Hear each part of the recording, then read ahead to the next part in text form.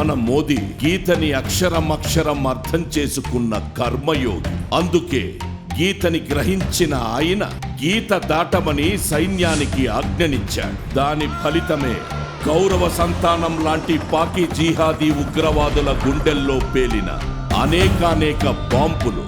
5000 ఏళ్ల క్రితం కృష్ణుడు చెప్పింది మధ్యలో మన చేత మరపించబడింది. మోదీ మరోమారు మారుమోగేలా చేసింది ఆ సర్జికల్ స్ట్రైక్సే, ఆ బాలాకోటు బాంబు దాడులే, ఆ అనాది సనాతన అజేయమైన క్షాత్రమే. శత్రు దేశంపై దాడి చెయ్యడమే చేతకాని మన 70 ఏళ్ల సదరు భారతీయ పాలకులకి మోదీకి మధ్య ఒక ప్రధానమైన తేడా ఉంది. అది ఇక్కడుంటున్న మనకి కాదు, పాకిస్తాన్లో ఉన్న ఇమ్రాన్ ఖాన్ కూడా తెలుసు.